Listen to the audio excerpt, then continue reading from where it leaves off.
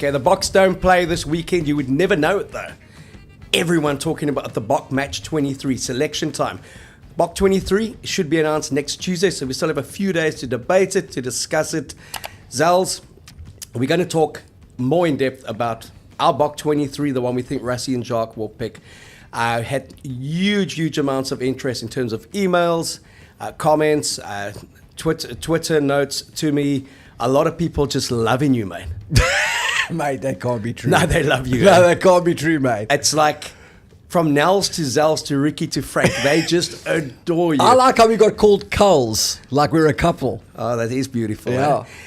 And then they wanted to know, someone asked me, like, how did the show come about? We're into episode 24, 25 now. And I said to them, it was very simple. You and I talk rugby every day. We love talking rugby. Yeah. And we just banter. And there's no structure. There's no script.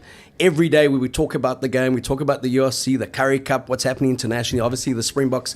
And then you said to me, hey, why don't we just put this on a podcast and chat? We just like two oaks in a pub at a coffee shop talking. And I think that is the rawness and the appeal of it. People ask if we script the show. No, we don't. We don't even know what we're going to talk about now. We're just going to start talking. No idea. All we know is that Imad says to us about 30 minutes. He shows us to cut and we ignore him and we go on to about 40 minutes. Okay. So hugely appreciated for all the love you've shown us. I don't think I've ever had so much love in a comment section talking rugby. It must be your charisma and your charm. Come on. Today we're going to talk the Boks. We're going to talk Scotland, obviously, against Ireland. Rugby World Cup was coming up this weekend. A couple of tour tales, a couple of offbeat things as well, and just a couple of the comments that you guys sent in, some of the issues you want discussed or some of the questions you raised. We'll talk about that. But Zels, firstly, Lukanya Am. Please don't call him Lucky. Oh, man, I've been calling him Lucky since 2014, so I'm probably not going to change. All right, Love so that Lucky boy. it is. Okay? What a gent. And Franco Mostert, please don't call him Sos. What is Faf's real name? Exactly. Yeah, I don't know. Fafnatius. Yeah, we do know that. What's Billy's first real name? Are you allowed to call him Billy? Are you allowed to call him Billy? Mona. I don't know. Mona LaRue. Mona LaRue. All right. Talking of Billy. Yes. Now we go from 2019 to 2023. This World Cup winning squad has mostly been kept intact. Incredible feat by Jacques and Rassie to take 90% of those players through, and they're pretty much in contention. Lutz at home, he's about the only one that's really missing. He hasn't been well, so we hope he recovers soon. This has been the tournament that Damien Willemse has surpassed Willie Leroux. Yes or no? Yes, he has. He's been given opportunities and he's taken them, and I think it's been something that's been building for some time. I think if Willemse had been left in one position, he would have been a starter quite some time ago. And I think that's a massive credit to the quality of that guy, because lesser players in history have been given opportunities in multiple positions and the changes have crossed their wires and they've shorted out. And Willemse is not that guy. I mean, he plays at fullback and at fly-half for the Stormers. He plays at fullback and at fly-half for the Boks. And he's had some goal-kicking issues that he shrugged off. You know, he's had some criticism for it, and he plays through it. He's been part of successful Stormers teams and obviously successful Springbok teams. And you know, there's never been a thing where Willemse's disgruntled. You know, he wants to start at fullback. He's always said, "I'll play where they want me to start at flank. I'll start at flank." He just wants to play. So I think that guy deserves major credit. I think he's massively underrated and underappreciated, and he deserves to start for the Boks. Are we seeing the Damien Willemse now with the swagger that we saw at Paul Riss for most of his high school career, SA under-18s, Province under-18s, the kid who started first year out of school for Province, scored that sensational try against the Bulls at Newlands. I think he sidestepped half the team. Played Super Rugby against Sonny Bull Williams and the boys, stood his ground. And we're going back a few years now, had a few injuries. I thought last year when he signed for the Stormers, or earlier this year, an extension of 5 years, it's the biggest signing we've had in South Africa. One of the most sought-after rugby players in the world decided he wanted to stay in Cape Town. He wanted to play for John Dobson Stormers. I thought it was a huge compliment to Dobbo. Yes. A huge compliment to what the Stormers culture is, the DNA of the Stormers, what they mean to the people. And a guy who, like you say, we've always felt that 12 is probably going to be his best position, ultimately. A guy who's traditionally played 10. They've started him at 15. Kind of they had to find a place for him. But as you say, when he's closer to the noise and closer to the action, even more effective. But he has certainly stood up and said, 15 is mine. It'll be very hard to overlook him for the quarterfinal. Yes, absolutely. And I mean, the only reason to not play Damien would be the experience of Willie Leroux. But I think Damien has surpassed any sort of speed bump that would keep him out there. All right. Cheslin, everyone in agreement, he's there on the one win. He's playing some of his best rugby too. Interesting call on the other win. Kane Moody or Kurtley Orense? Yeah, I like Kanan at 11. I like having at least one big bookend, and I think he's a big body who can look after himself and good under the high ball, physical. You play him 11 or 14 and Cheslin goes to 11? I play him at 11 with Cheslin at 14, but I mean, it's much of a muchness. You can have a debate around that. It's not a big talking point. Okay, then early in the week, we both said Damien Deolandi and Jesse Kriel will go with a tried and tested combination that's been playing throughout the World Cup. Interesting comments coming out from the Bok camp, though, after their press conference. Lukhanyo Am will be considered for the quarterfinal. Now, do you slot Lukhanyo Am straight in at 13? Knowing just what an incredible rugby player is. He's been in the system for 5 years with Rassie and them. He's short of game time, but he's not short of rugby intelligence. He's probably got the most in that back line in terms of how he organises defences, how he reads the play. You saw the reaction to the Bok players when he came onto the field at training. Sia gave him the big welcome, the hug, how he's lifted that team. Is it a case that they've said, if we've got him, we've got to stick him in there and see what he's got? Or do you say it's a bit of a red herring, he doesn't play in the quarterfinal, they hope they get through and then he's definitely in for the semi-final? Yeah, so for me, it's not so much about how much rugby he's played, it's how fit he is. It's how good that knee is. If that knee is good to go, there's absolutely no need to pause. Just push play, get him in. That guy, you've said it before, class is permanent. I've said it as well. Lukhanyo, for me, is the best outside centre in the game today. And so if he's available and he's fit, and I'm talking like 90% plus ready to go, I would play him. As you said, 24 hours is a long time in rugby. It's a long time in our opinions. My opinion has changed already. On outside centre, when I saw him on the field, the news that's filtering back. I'm going to change my you're setting a precedent, mate. I'm changing, mate. And Jesse, I'm sorry. I know you've really stood in well, but there's a reason you were 2 in the cab rank, and Lukhanyo is 1.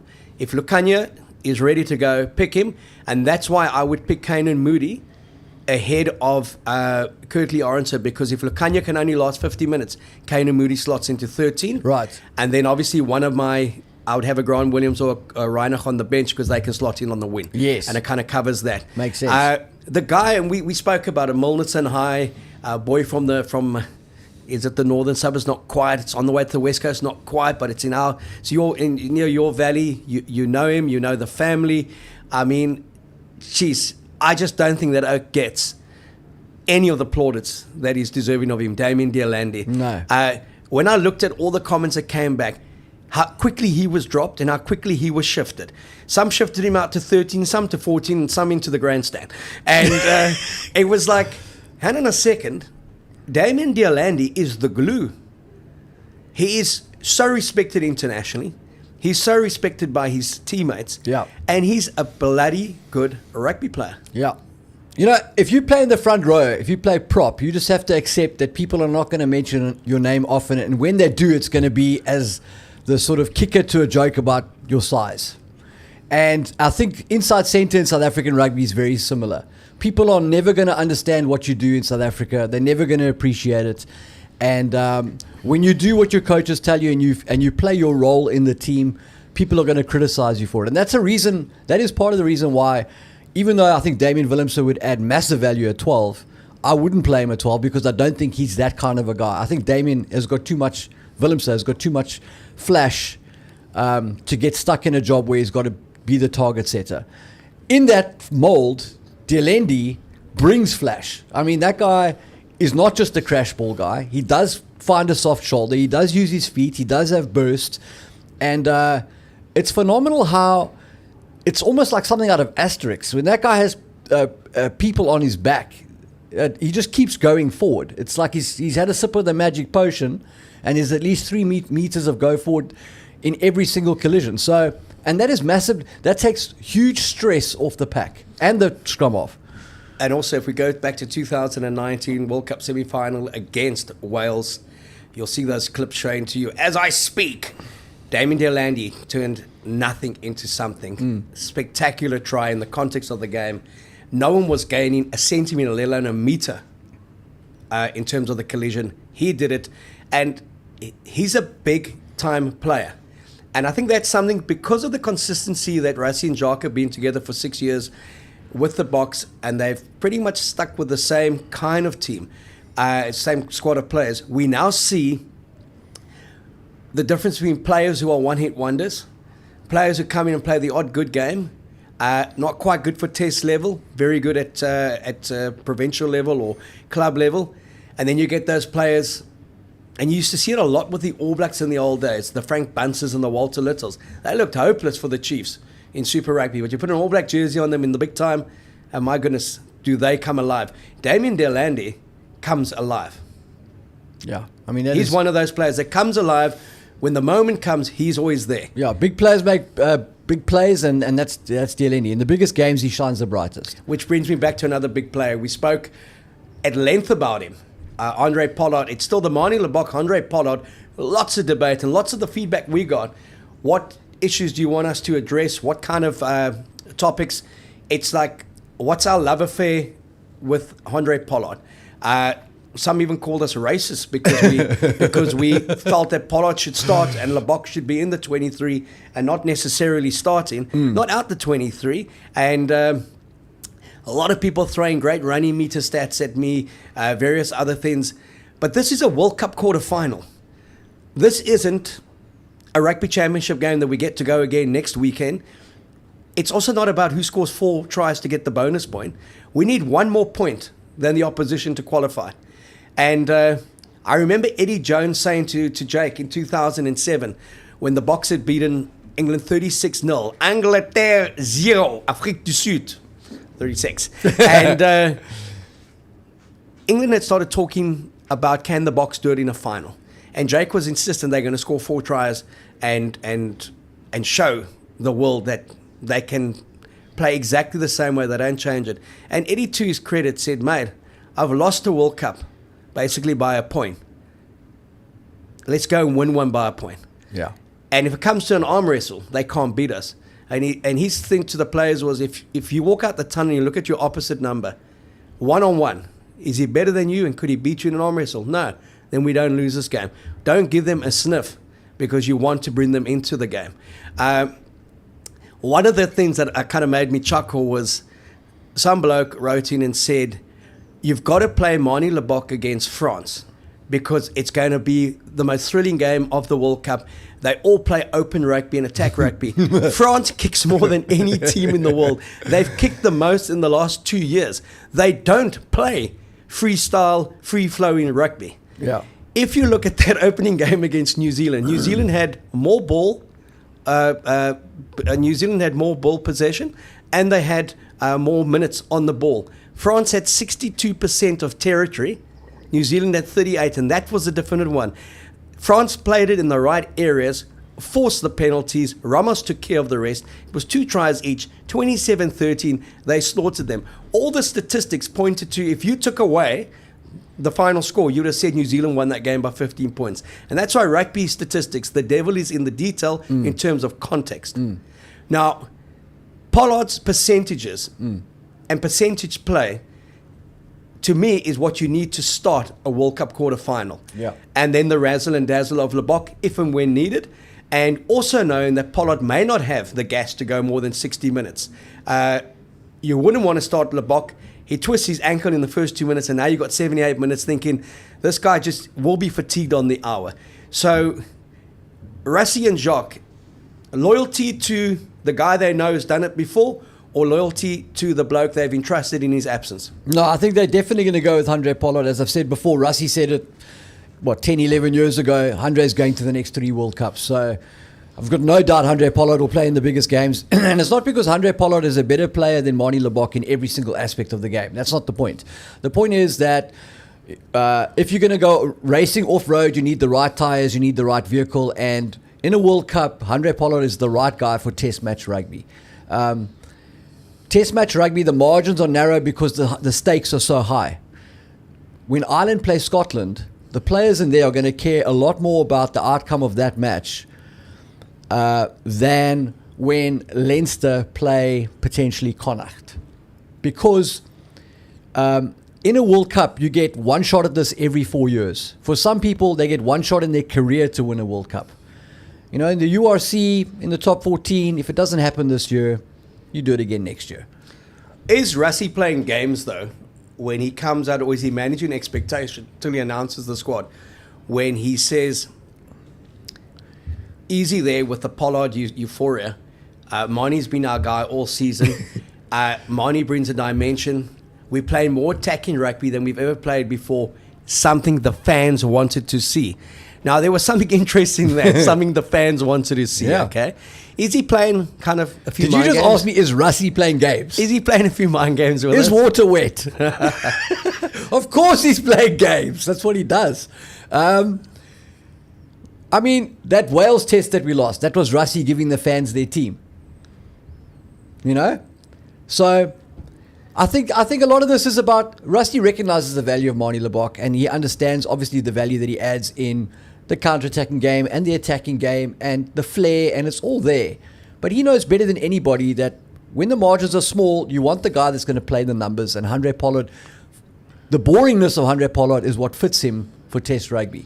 So I will be very surprised if Pollard plays second fiddle to Marnie Lebok, but stranger things have happened under Rassie. Okay, now, other things that came into the discussion, scrum off. Faf de Klerk. You're Please a coach. use his proper first name. Yeah, you're a coach. You've got all your kind of level certificates, and you've coached all over the place, and you've been involved with some professional teams. Speaking from a coaching perspective, yes, educate someone who may love the game out there, but doesn't necessarily want to or understand the nuances of it. What value does Faf de Klerk bring to that Bok team that the other scrum-offs in there don't, in terms of how they play? Yeah, look, I don't think it's a very simple thing. I think most people probably understand that Faf is a physical.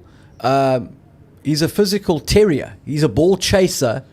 He's the dog that chases the postman. You know, and so there's work rate there, and he doesn't back down. You know, I think it was him on Billy Vunipola, that one-on-one tackle against England in their 22. That's the kind of thing that Faf can do. And Faf has 0% doubt in his mind. Like, he would have probably gone up against Goliath with no stones, you know? That's Faf's kind of vibe. So it's nice to have a guy like that operating behind that Bok pack. And he also has a lot of experience. And I think his just his optimism and his can-do attitude definitely adds value to what the Boks do. I think it's a good morale booster and all of that sort of thing. He's quite outspoken. You know, even when he's taken a punch to the face, he's smiling. So there's value around that. If you compare a guy like Faf to a technician like Jaden Hendrickse, who I think is very much a playmaking number 9 with a great tactical boot, also a little bit of off-the-ball edge that you got to like, but maybe not as dynamic physically at the point of contact as Faf de Klerk. And then Grant Williams is obviously pure explosion. The guy can score from anywhere because he just needs a half gap and he's gone. He's grease lightning. And then Kubis is an experienced guy and probably a bit of all of them, you know, a real all-rounder. Like I say, has that experience, has been there, has done that, and gives you a little bit of what all of those guys can do. Good kicker, big boot. He's had some issues early on in his career in terms of aiming that sniper rifle, but now he seems to be pretty much on point. And speed. And understands the game. So they've got a nice blend of guys there. Yeah, I mean, we're very blessed to have a quartet like that. You also got a guy who did play well, Herschel Yankees back here, who's been on standby, and some very good young scrum-offs coming through the mix. Yeah. Faf's value to the Bok defensive system in terms of the way we play the press and the rush. Talk me through that. Yeah, so in the past, I wouldn't say we've seen it as much recently, but in the past they'd use him as a blitzer. So around the fringes, he'd have free range to go and chase down the scrum off from behind, or, you know, come out of the alignment and chase the ball. He was a real intercept threat. And what that does is it disrupts the timing and the rhythm of the attack, because the whole point of the attack is based around what you know the defense is going to do. You plan around it.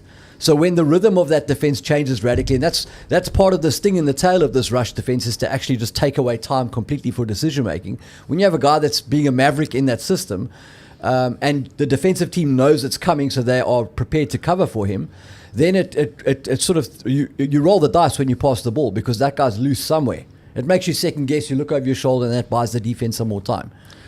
Why does Faf get the raw deal among certain support base as he does? If I look at social media, is there just not an understanding of the system that he's playing to, or is it that if you look at someone like Jaden Hendricks, who is a very good quality scrum half, who kind of has the complete game, doesn't have the experience yet, but people see that and go like, why are you not picking that guy? Why are you picking that guy?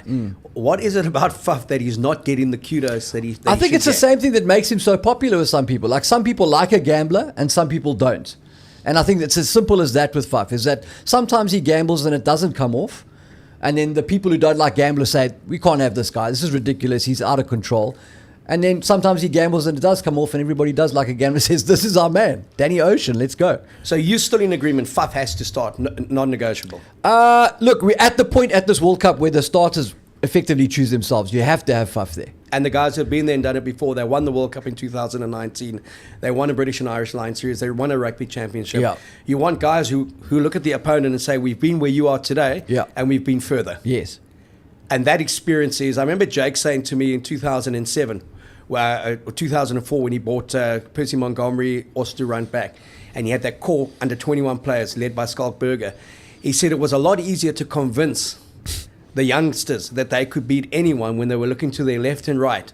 And it was two blokes, one who had won a World Cup in 95, one who had kicked so many records up until that point, Percy Montgomery, had beaten the All Blacks in New Zealand. It just galvanizes a team. It gives them a lot of strength mentally going into kind of like a quarterfinal. And we can't stress enough, this is a playoff game, which is something New Zealand's coaching staff doesn't seem to understand, something New Zealand rugby didn't seem to understand for 24 years, which is why they never won a World Cup for 24 years, that no one really cares about the 4-try bonus point. And if you've got to kick an 80th minute drop goal to win it, as they should have done in 2007, in the quarterfinal defeat to France, no one's really going to care either. There's no trophy for ball in play. No, there's no trophy for ball in play. And we're going to get to a little bit about the game's dynamics after we finish with this team discussion. So our backline at the moment would be then Damien 15, 14-11 interchangeable, Kanan and Cheslin. We put in Lukanya and back in at 13 straight away. He's the Rolls Royce. Damon Deolandi, I mean, he's the 4x4 on his inside. Andre Pollard, what would you say? He's a forward. Forward focus. He's a forward. And at nine, we've got Faf, the Fafinator. Jimny. We're going with cars, okay. Going with cars. Yeah. Oh, Jesus, took you a while to get sorry, there. Mate. Excuse that I'm not supposed to say any of those kind of words. I don't want to offend anyone. But if I do tell my tour tales a little bit later, I may offend you with some of the kind of, if I'm going to have to quote people as they said it to me. We'll wait for that a bit later. So our backline is complete for now. And I think by and large, with the exception of the Lebok-Pollard debate, people are in agreement that is the Settle-Bok team backline that will start against France in the quarterfinal. Front row, again, complete. France Malaba, just no comparison in South Africa. This guy, we're only going to really know his value when he's no longer there. Bongi, you've been saying it for a while. His biggest crime is that he's played in the same era as Malcolm Marx. In his own right, one of the best hookers in the world. Underappreciated, fantastic player. And a fantastic leader. Yeah. And in Marx's absence, he's been given leadership opportunities. He's captained the side on 2 occasions. And he's really come through this year in terms of improving his whole all-round presence in the team. And then Lou said, the Ginger Ninja, wow, Strawberry Blonde, call him whatever you want. He's just a machine, Stevie Kitsoff. Yeah. And what I'm loving about the fact is they are giving him the starts. They're saying to him, from the outset, you go in and you do your thing. Mate, he's not that guy coming needs on to with put him 30 for some minutes. leave because he just plays every single game. I just can't see him in an Ulster jersey, I must say. I hope when they do play the Stormers, he just kind of pulls out for that one and comes and joins us on the side. So that's the front row. Eoban, obviously, one of the best in the world, one of the best he's ever been. And I think he's going to elevate his game now. You know, people have been kind of watching him say, well, you know, he's there and thereabouts. I think Eben is about to just actually just open the can and go. I think it's coming. I think Eben is about to kick into another level, and during the playoffs, I think we're going to see the best of him. And then you talk about underrated players. Your favorite. Sosie Mostert. Yeah.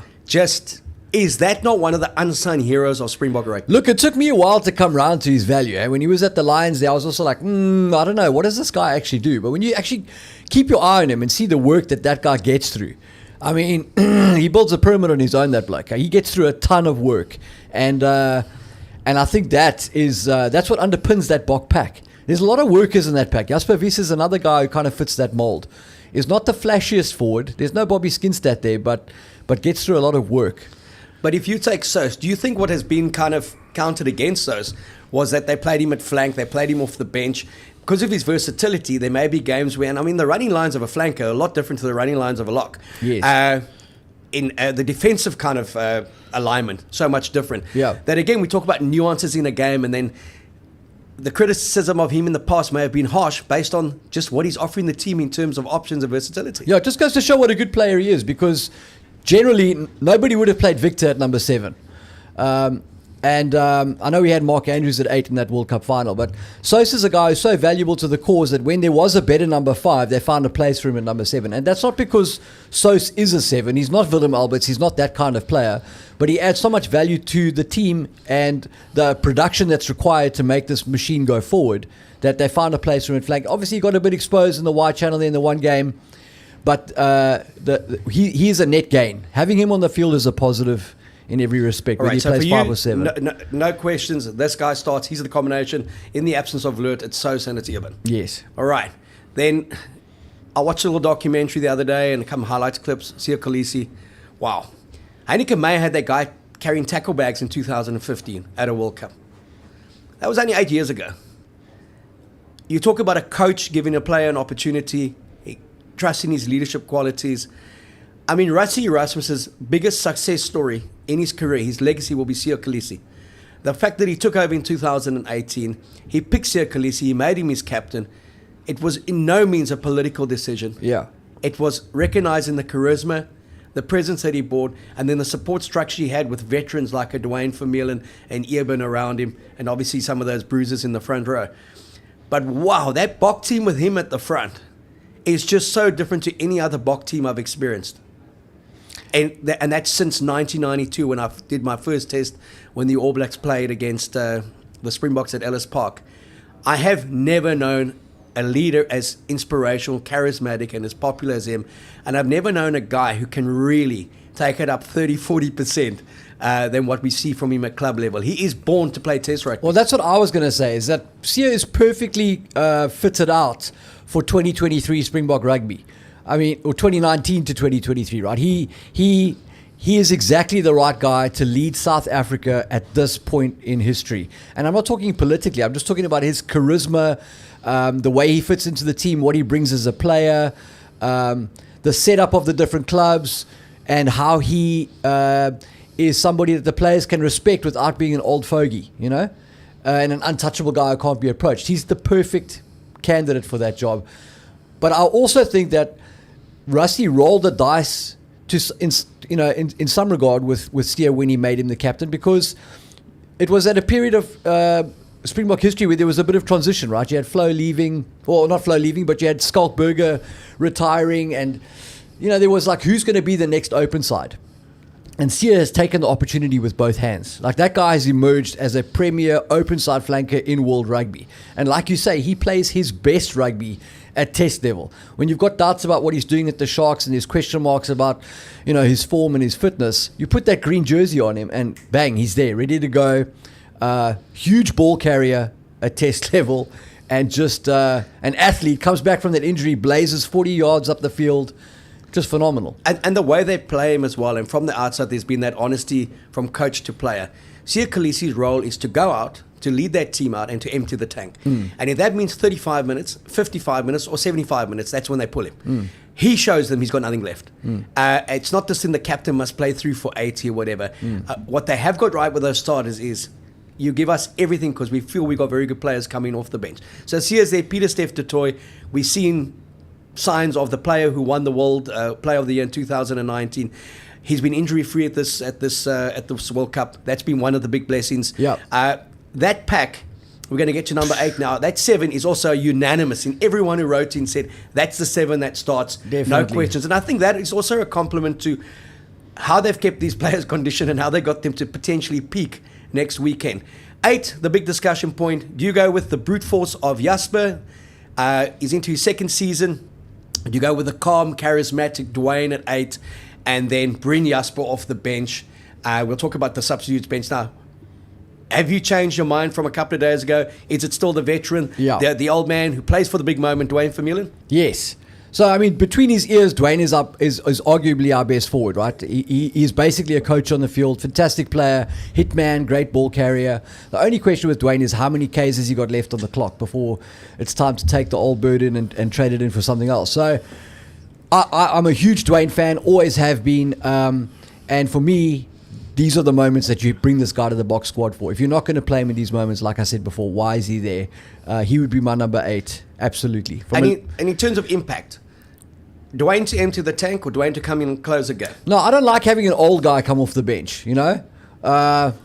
It takes a bit of time to get rolling when you get older. And when you come on with 20 minutes to go, you don't have 4 minutes to get everything rolling. So I like Dwayne to start. I think he has the respect of his peers and opponents, and I think that there's value in that. And early on, when you need to make key game management decisions about what to do to put yourself in a place where the other team is chasing the game, that's the kind of guy you want there.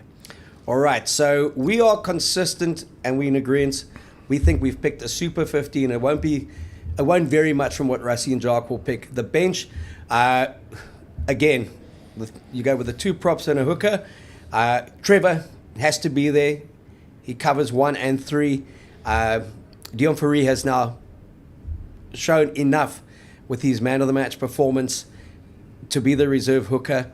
And Ox has come through as well, and he's been injury free. Are you happy that that's the? Yeah, look, I'm not particularly happy that we've got Dion at hooker, but he did great last week. And I can understand it that. It is what it is now. So well, who do you want to put there? Because exactly. So I'm saying in the context of who's at that World Cup. There is no option. Literally, there is nobody else. Okay, but Marco van Staden or Dion? No, it has to be Dion. Okay, so Dion's the reserve hooker. Okay. Yeah. The big thing of the makeup of the bench is, do you say we go in a 6-2 split, because I think that's where they will go. It has to be, yeah. Do you go with Jasper as your loose forward and 2 locks, Jean-Claude and Ergir Snyman, or do you go 1 lock, Ergir Snyman, and you bring Kwache or Marco van Staden to complement what Jasper can do? That to me is the talking point, is that kind of bomb squad, back 5 options. Which ones do you go with? Yeah, so I would go with Kwache, not necessarily because it's not about Kwache. I just think that squad is heavy on big ball carrying forwards. And so if you go 6-2 and you have a Kwache, in an emergency, he can cover a backline position. He does bring a fetching, low to the ground, turnover operator into that pack mix from the bench. He adds that value to the bomb squad. If you put Jasper there with Ergir and with Jean-Claude, you've got 3 guys who are very much in a similar mold. Obviously, Jasper's not a lock, but I'm just saying they can find a ball carrier. If Dwayne goes off and we've got to bring somebody on at 8 there, with Ergir, Jean-Claude and Kwache, there's a solution that still makes that pack what it is. I think if you had Jasper there and someone like Sia goes off, I think it changes the dynamic of that pack. It becomes quite monochrome. It's a lot of it is the same kind of player. These are some difficult decisions for Jacques. Yeah. And probably the hardest ones, Jacques and Rassie, to make, in terms of France should be the quarterfinal opponent. Physically, we hurt them in Marseille. Do you pick the heavies to hurt them for 80 minutes, or do you understand the game may open up a bit in the last 20, and then you want the acceleration, the pace, the unpredictability of a Kwache, or do you basically want them to get bludgeoned by another? I think from the last time we played them, you saw the French were bailing. After 20 minutes, they'd had enough. So by 60 minutes, we're not going to need to bring on any more heavy artillery. You can have the machine guns. Bring on Kwache Smith and take advantage of the work that's already been done. So do you play just the one lock on the bench? Ergia? No, I'd or have Klein? Ergia and John Klein. Okay, and then you don't pick Jasper on the bench? No, I'd take Kwacha. And you don't pick Marco van Staden? No. All right, those are interesting calls. Yeah. You guys can email me all your love for Zels, or you can abuse him in a nice way and say, how can you leave Jasper out? This guy was just telling me how brilliant Jasper is, and now he's left him at the match 23. Yeah. I do recall you leaving Damian Willemse out a couple of months ago, but I think I caught you off guard there. Yeah, I can't remember what day of the week it was. But, it was terrible. I think I had sinus. Yeah, I was terrible. Okay, but we forgive you for that one. This guy loves Damian Willemse. I love Damian Willemse. If you love rugby, you've got to love Damian Willemse.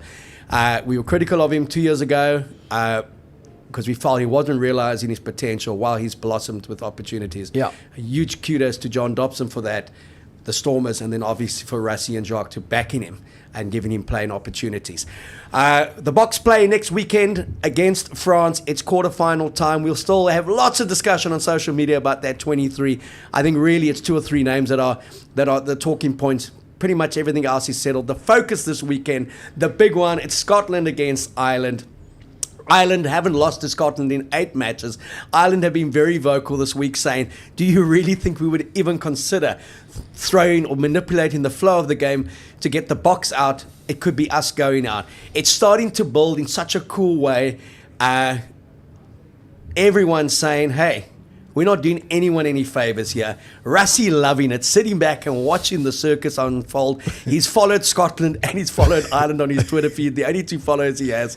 So I love the way he kind of gets into everyone's head rent-free. Yeah. And there's also the potential there for Ireland of injuries. This is going to be... We had that hard game against Scotland first up, and I think it really put us in a good place come the playoffs. Questions that I got asked again. People wanting to ask Zels this. Finn Russell, Johnny Sexton. Talk us through that showdown. Yeah. And your view of both players. So I think, Johnny Sexton is a way better fit for Test rugby in the same way that Pollard is a better fit for Test rugby than Marnie Lebok. I think Finn Russell shares some profile characteristics with Lebok. Also a playmaker, a maestro, can pull the strings, can do the unthinkable.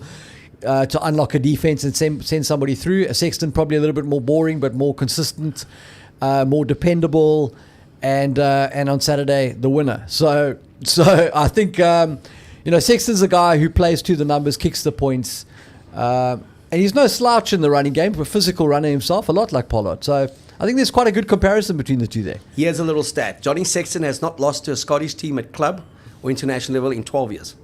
Wow. And he's not going to lose on Saturday. No, I can tell you that much now. And he says his biggest regrets was that he couldn't make the British and Irish Lions tour to South Africa. Not because he was injured or concussed, but he wasn't picked. And this World Cup is about making a statement to Warren Gatland and to everyone else, because Finn Russell was picked, Marcus Smith was brought in, Dan Biggar was picked, Owen Farrell was picked. But the best 10 in the Six Nations, Johnny Sexton wasn't picked. Wow. And I think if Gatland could get his time over again, he would certainly have a player of that kind of experience. Finn Russell, someone asked me the same question, Finn Russell or Johnny Sexton, and I answered, it's like asking me Marnie or Pollard. I'd always go for Pollard in a tight playoff game. They then asked what I had against Finn Russell. I said nothing. I'd go have a pint and a pie with him every day. Oh, mate, you'd struggle to get any in there. Exactly. But when it comes to who I'd want there, it would definitely be Johnny Sexton. And really, in that game against the Boks, wow, we hit him off the ball. We hit him in the ball. He got up every time. Damien Delaney ran over him probably every 3 minutes. He's a hard bugger. He is a hard bugger, and mentally he's so strong. And he'd make a great Bok 10, that boy. No, and yeah, he is cut from that ideal Bok 10 kind of like mold, possibly with a bit more intelligence than what we had in the past. But reading Paul O'Connell, Andy Farrell's comments, they said what has defined this Irish team from Irish teams in the past, that they've taken the emotion out of their game and that they are mentally very unemotional. Because Ireland used to survive on passion and fire and a home crowd, and after 60 minutes they'd shot their bullets, shot their load, and it was over, and then there was nothing to cuddle. This Irish team is a lot better than people will give them their due for. I include myself in that. And I thought, again, that they were outstanding, how they came through that Bok game. I can't see Ireland taking a step back against Scotland at all. But that's the key, is they won't take a step back. That pack will dominate Scotland. And I think they play a more threatening phase type game than South Africa does. No, and absolutely. that will trouble Scotland. Big time. The last time they met, it was 22-7 to Ireland. That was in Dublin. As we said in the other show, they've met 5 times in this World Cup cycle. They've lost 3 in Dublin. They've lost 2 at Murrayfield. The average score, 25-15 at home for Scotland, losing 25-11 away. 25-13 on average. That's a 12-point split. I'm going with Scotland to lose.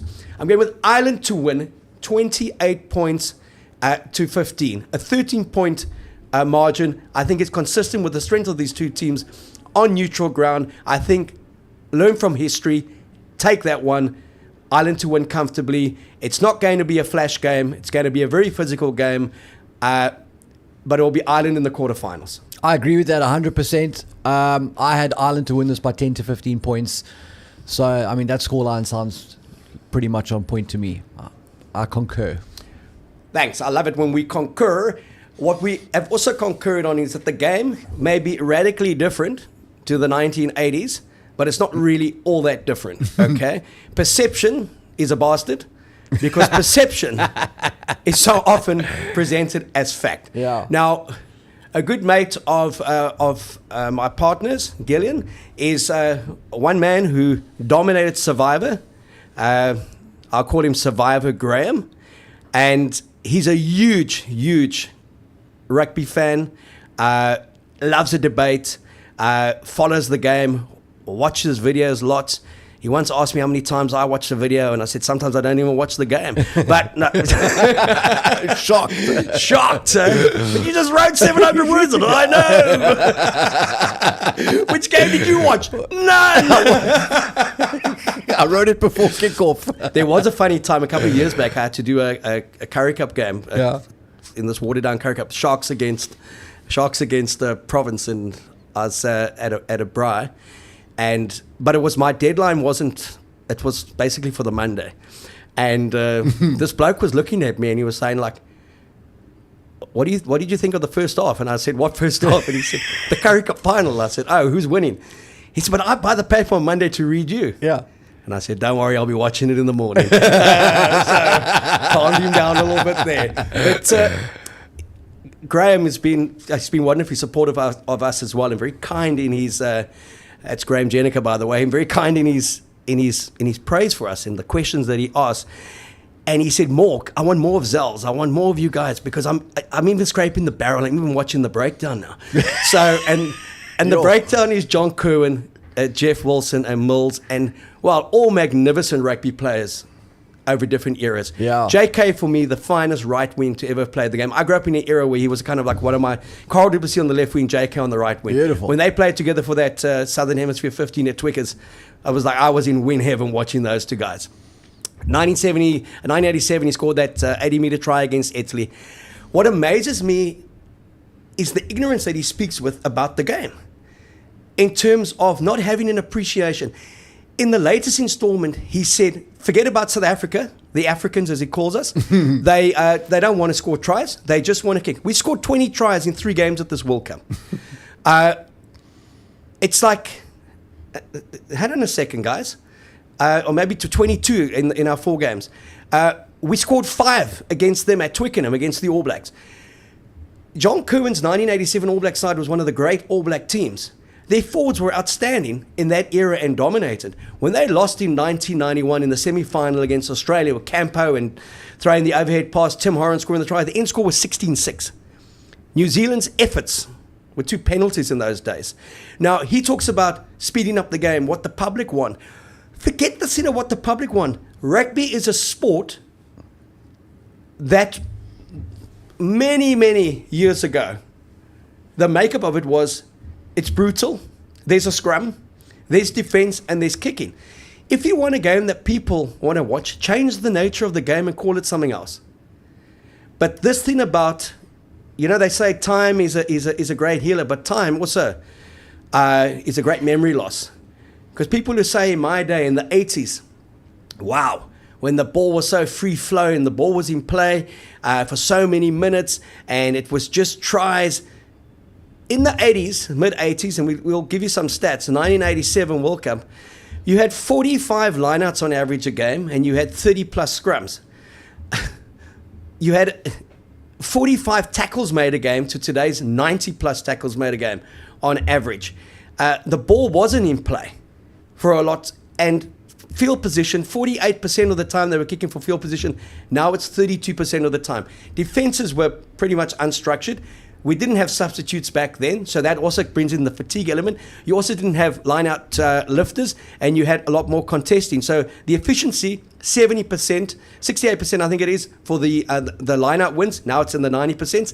But your tackle, if you're making on average 45 tackles a game, and you're only succeeding with 70 of them, it could explain Campo running through everyone nearly every week. Correct, mate, correct. All due respect to those guys, I wouldn't want to be anywhere near the tackle point in the 60s, 70s, 80s. But if you got your hands on the ball and you were able to catch that thing without dropping it because it was so slippery, if you didn't cut the line, what were you doing out there? I mean, your butts could have gone through it. You could coast through that backwards nowadays. I mean, that's a joke. I mean, it's literally one guy in front of you. He's the only guy who's trying to tackle. He's got no support. You step off either foot, you through the line. So it was a lot less of a structured game because it wasn't professional. And we weren't in an era where there was videotape and guys cutting it and analyzing, okay, well, how do we become more efficient in defense? You can't just have one oak defending on his own in the middle of the field. And with that analysis came more structure, and with that structure came more organized defenses, and then you had to get smarter about how you break down defenses. And there's technological advancements, the ball became easier to catch, blah, blah, blah. And they've gone out of their way to change the shape of the game through lawmaking. And I think in that, and this is a whole nother debate, but in that, rugby lost its way a little bit, because the reason it's called a try is originally when you dotted the ball down over the line, you got a try at goal. You got to shoot at goal. A try was worth 0 points. Now, because we've got this whole horde of weekend warriors who are rugby fans, they think the game is about scoring tries. The objective of the game is not to score a try. The objective of the game is to score more points than the other team. And they've tried to weight tries to make it more of an incentive. And as is always the case in rugby, when you try and incentivize one thing, you actually incentivize the thing to stop that. If you make a try with 50 points, trust me, the defense is going to make sure you never score a try. And that's why I've always campaigned for make tries worth less or make penalties worth more, because you'll see more tries that way. If that's what you want to see, that's the way to do it. Make a penalty worth 9 points, no one will ever infringe. No hands in the ruck. You will just never offside. You'll just have no one committing to that breakdown whatsoever. True. Talk me through, and look, all my family roots are in New Zealand. I'm a huge lover of the country. They all live there. Cape Town is my home. My mom was a Kiwi. My dad had the Irish roots. I love the All Blacks almost as much as I love the Springboks. John Curwen, as I said, one of my favorite players. Just love everything that makes a quality, good All Black side. But when did this arrogance just step in that if it doesn't work for the All Blacks, the world must change the game? Yeah. Because I go back to 2007. Graham Henry's response was, we'd rather lose a World Cup final than win it with a drop goal. Okay, Jeez. That was 2007. 2011, they won it with a penalty. 8-7. 8 points. 8 points to 7 because they picked a makeshift kicker, Perry Wipu, yes, who missed 2 penalties in the conversion in the first half an hour. They would have been 17-0 up. They were then 7-0 up, 5-0 up. Stephen Donald came on and kicked it 8-0. I went back and looked at some of those statistics from that match. 11 offloads to France, 4 to New Zealand. 15 lineouts each. Both lost 2 lineouts. Scrums pretty much even. Territory possession even. A lot more kicking from New Zealand. No one was complaining in New Zealand that the game needs to change because we can't have an 8-7 result in a World Cup final. They took it. That All Black team that went on to 2015, and they were outstanding in dismantling France, 62 points to 13 in Cardiff. That was their payback for 2007. But equally, the Richie McCaw side played some of the most brilliant rugby to down one of the most heroic efforts from the Springboks and win 2018, dominated the opening 40 minutes of the World Cup final. Australia came back because of a yellow card to Ben Smith, and they closed it out with just intelligent percentages rugby with a general, Dan Carter, playing it. Spot on. That, to me, no one was talking about ball in play, 4 try bonus points, crowd support, what the spectators want. They wanted the victory. Does it need New Zealand to not win a World Cup for another 24 years before they get some common sense back into their thinking? Probably. I think the only teams that ever talk about playing with flair and belittle the idea of playing percentage rugby are the teams that lose a lot. You know, generally teams that are struggling to win try and justify their lack of success by trying to claim the moral high ground somehow in rugby. The exception there is probably the Lions. You know, they didn't win Super Rugby, but they certainly overachieved. With the stock they had, they did great things. And I think Uckers and Swayze did an incredible job there of baiting a hook that other teams just couldn't resist. And they absolutely fell for the trap and tried to outrun the Lions, and the Lions ran them to pieces. To great success for 3 years, but it's not sustainable because eventually people come round to it. Sustainable success is achieved by physically dominating opponents, playing low-risk rugby within reason, and creating situations where the opposition have got the ball and have got the onus to try and get themselves out of a cul-de-sac. And when they gamble there, that's where you get the ball and do great things. I never realized that you were such a big Lions fan, or you follow them so closely, but well done for that. You guys asked a lot of questions, so we've spoken at some length. You also asked for a tour tale or two. I'm going to end off on a tour tale, but before that, I also just want to give 2 beautiful examples of, one, why we love the box, and also why we love this oak, Zels. So Kirsten Marshall, who heads up the rugby at Sax, was a big inspiration to my boy when he was at Sax at a very difficult time for him when he had a bad rugby injury. He contacted me and said, my stepson's in France with his brother to watch the game. Any chance of getting hold of Rassie, and for his birthday, maybe he can shake Rassie's hand and meet 1 or 2 of the players? A little message through to the roster. He got them to the captain's run in Toulon. He made their day. He kind of let them watch the captain's practice pre-Tonga, got them to meet most of the players, and Rassie, really appreciate that. Beautiful. We always speak about the box being the people's team, kind of bending over backwards and making an effort. You really made 2 guys who aren't particularly young, you made their days. And from Kirsten Marshall, he said, if I do speak to you publicly or privately, Beautiful. A huge thank you. Then this guy, when Italy was playing against the All Blacks, was not watching that game live. He went out to Durban to watch a 4th team final because a schoolboy that he had coached in 2002 at Tableview High was still playing and was playing in a final, and he had asked for his old coach to be in the stands while he showed he still had it. Talk us through that one. Oh, it was beautiful, man. Great to be back on the club scene. I was surprised by the turnout. They made a tunnel. The crowd made a tunnel for these oaks to run on the field.